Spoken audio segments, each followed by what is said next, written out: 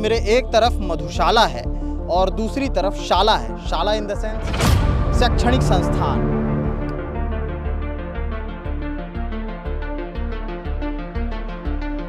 देखना बहुत ज़रूरी है। दारू की बोतलें और ढक्कन यहाँ पर पड़े हुए हैं। तरह तरह के ब्रांड हैं।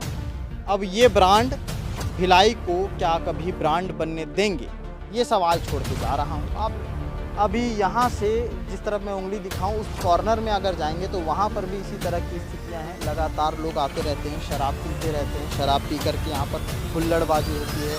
नमस्कार, मैं सीमांत हूँ, कैमरे के पीछे सचिन भाऊ हैं और इस वक्त हम लोग जिस जगह पे हैं वो मैं थोड़ी देर में आपको बताऊँगा। फिलहाल मैं ये बता दूँ कि मेरे एक तरफ मधुशाला है और दूसरी तरफ शाला है। शाला इन द सेंस शैक्षणिक संस्थान। भिलाई शहर को एजुकेशन हब का दर्जा जिन कोचिंग संस्थानों की वजह से मिलता है वो शैक्षणिक संस्थान मेरे इस तरफ है। भिलाई को एजुकेशन हब का दर्जा जिन विद्यार्थियों के होनहार विद्यार्थियों के नंबर की वजह से मिलता है, उनके पढ़ाने वाले शिक्षकों की वजह से मिलता है, उस भिलाई की, उस एजुकेशन हब भिलाई की एक आपको तस्वीर मैं दिखा रहा हूँ। आप सोचेंगे मैं ज़मीन पर पालथी मार कर ऐसे क्यों बैठा हूँ। होलिका के बीच में बैठने वाले प्रहलाद कश्यप की तरह ये तस्वीर जो इस कचड़े के अंबार में मैं सीमांत कश्यप आपको दिखा रहा हूँ, उसे दिखाने का एक कारण है। कारण ये है कि यहाँ पर आप चारों तरफ देखेंगे तो चमचमाती हुई जो ये मैदान है, चमचमाता हुआ मैदान है पेड़ के ठीक बीचों बीच। कितना सुंदर लग रहा होगा ना। बिल्कुल वैसा ही जैसे भिलाई में एक टैगलाइन है, स्वच्छ भिलाई सुंदर भिलाई। स्वच्छता को लेकर के भिलाई को बहुत सारे अवार्ड भी मिल चुके हैं, लेकिन पता नहीं क्यों मेरे इस तरफ जो दारू भट्टी है, अंग्रेजी शराब दुकान, देशी शराब भट्टी और साथ में बार है, वहाँ पर आने वाले दारू पीने वाले भाई साहब लोगों को ये समझ में क्यों नहीं आता कि वहीं एक तरफ जहाँ पर शैक्षणिक संस्थान है उसके बीचों बीच इस तरह गंदगी का अंबार खड़ा करके पता नहीं कौन से सफाई और स्वच्छता का अभियान की तस्वीरें दिखाते हैं, बताते हैं उसके बारे में। आज ज़मीनी हकीकत मैं इसलिए भी दिखाने आया हूँ आपको। अब आप फ़र्ज़ करिए कि बहुत दूर दूर से लोग यहाँ पर पढ़ने आते हैं, अपने बच्चों को भेजते हैं। वो ये तस्वीर देखेंगे तो क्या वो अपने बच्चों को भेजेंगे? आप सोचिए। यहाँ पर इससे पहले जब एसपी डॉक्टर अभिषेक पल्लव थे या और भी कोई बड़े नेता, जितने भी बड़े नेता हुए, चाहे कोई भी हो, वो यहाँ पर आए, झाड़ू लेकर के आए, साफ़ सफाई भी किए। लेकिन एक दिन सिर्फ फुटेज में आने के लिए साफ़ सफाई करने से कुछ नहीं होता। आपको यहाँ पर नियमित रूप से ऐसी कोई व्यवस्था करनी पड़ेगी ताकि ये सारी चीज़ें जो हैं, आप एक चीज़ सोचिए, एक चैप्टर ये देखिए कि एक तरफ भिलाई को सबसे सुंदर शहर, सबसे साफ़ सुथरे शहर का अवार्ड मिलता है, दूसरी तरफ ये गंदगी का अंबार साफ़ नहीं होता है। इसकी जिम्मेदारी कौन लेता है ये समझ नहीं आता। क्या ये जिम्मेदारी टाउनशिप में होने की वजह से बीएसपी की है या फिर ये जिम्मेदारी उन तमाम लोगों की है जो यहाँ पर जिम्मेदारी निभा सकते हैं, निभाना नहीं चाहते हैं, या उन लोगों की भी है जो आकर के यहाँ पर सिर्फ शराब पीते हैं, बोतलें फेंक देते हैं। वो बोतलें छोटे छोटे बच्चे हैं जिन्हें हाफ पैंट पहनने का शऊर नहीं है, वो लेकर के जाते हैं उन्हें बेचने के लिए। उनसे जो आमदनी होती है उसके वो नशे के कुछ गोलियाँ या नशे के कुछ ऐसे पुड़िया लेते हैं जिससे वो नशे का सेवन करते हैं।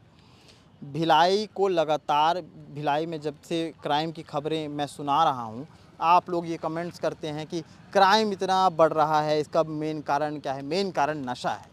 नशे की वजह से ही इतना क्राइम बढ़ा है। आज भी नशे से अलग हुई ये जो तस्वीर है, ये देखिए आप लोग, ये एकदम आपने मखमली जगह देखी होंगी। आपको एक डिस्पोजल से भरा एक ऐसा जगह दिखाता हूँ जिसके अंबार को न जाने कितनी बार जलाया जाता है, जिसको लेकर के न जाने कितनी बार ये कहा जाता है कि इसकी साफ़ सफाई बाकायदा होते रहती है। किसी शहर में वाकई में उस क्षेत्र में साफ़ सफाई तभी होगी जब वहाँ से कोई बड़ा नेता गुजरेगा। शायद इस जगह को भी इस चीज़ का इंतज़ार है कि कोई बड़े मंत्री, कोई बड़ा नेता यहाँ से गुजरे और तब भिलाई के इस जगह की, भिलाई के ये सिविक सेंटर के पास स्थित, पास में ही ग्लोब चौक है, ग्लोब चौक के कॉर्नर से अगर आप आएंगे तो भी आपको अंबार दिखेगा डिस्पोजल से भरा हुआ, दारू की बोतलों से भरा हुआ। और अगर इस शैक्षणिक संस्थान जो है इधर पूरे कोचिंग लाइन है, वहाँ से आएंगे तो भी आपको इस तरह की तस्वीरें नज़र आएंगी।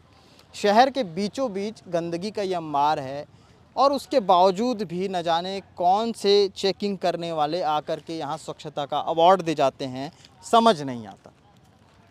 हम चाहेंगे तो हम लोगों से भी बात कर सकते हैं, लेकिन उन लोगों ने शराब पी रखी है, उल जुलुल बातें होंगी, इसलिए हमने सोचा कि उल जुलुल बातें ना करके आपको मुख्य पॉइंट पे यहाँ लाया जाए। ये काला चश्मा मैं भी उतार सकता हूँ, लेकिन पहले ज़िम्मेदारों को यहाँ चश्मा उतार के आना पड़ेगा, इन तस्वीरों को देखना पड़ेगा, इन तस्वीरों को लेकर के कुछ और बदलती तस्वीर भिलाई की गढ़नी पड़ेगी। नहीं तो एजुकेशन हब का तबका जिस भिलाई को मिला है, जो भिलाई ये तमगा लेकर लहराता फिरता है, उसके हाथ से वो तमगा भी छिन जाएगा। अभी यहाँ से जिस तरफ मैं उंगली दिखाऊं, उस कॉर्नर में अगर जाएंगे तो वहाँ पर भी इसी तरह की स्थितियाँ हैं। लगातार लोग आते रहते हैं, शराब पीते रहते हैं, शराब पी करके यहाँ पर हुल्लड़बाजी होती है, झगड़ा लड़ाई दंगा यहाँ पर आम हो चुका है। उसके बाद पास में स्टूडेंट हैं, आपस में कभी कभी भिड़ंत हो जाती है। कोचिंग के जो लोग हैं वो हमेशा इस चीज़ को रोकने की कोशिश करते हैं, अपने अपने स्टूडेंट्स को जो हैं वो अब सेफ़ रखने की कोशिश करते हैं, लेकिन इसके बावजूद भी ऐसी स्थिति हो जाती है। इस पर ज़िम्मेदार कौन है, इसकी ज़िम्मेदारी कौन निभाएगा, ये देखना बहुत ज़रूरी है। दारू की बोतलें और ढक्कन यहाँ पर पड़े हुए हैं, तरह तरह के ब्रांड हैं। अब ये ब्रांड भिलाई को क्या कभी ब्रांड बनने देंगे, ये सवाल छोड़ के जा रहा हूँ। आप लोग बाकायदा यहाँ पे आते रहते हैं तो यहाँ देखते होंगे, देख करके निकल जाते होंगे। जिन जिम्मेदारों तक ये वीडियो पहुँचे वो एक बार ज़रूर आएँ, यहाँ पर इसे हटाने का प्रयास करें।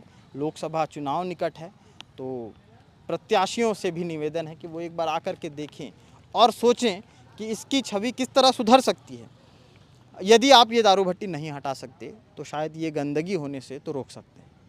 इसलिए क्योंकि एक तरफ शिक्षा का मंदिर है, दूसरी तरफ इस तरह से बियर बार हैं, इस तरह से दारू भट्टी हैं अंग्रेजी देसी, तो ये थोड़ी चीज़ें जो हैं बेकार हैं। शिक्षा का रास्ता संघर्ष से होकर गुजरता है, पर पता नहीं ये कौन सा संघर्ष है जहाँ से होकर गुजरने के लिए शिक्षा के उस कोचिंग संस्थान तक स्टूडेंट जाता है।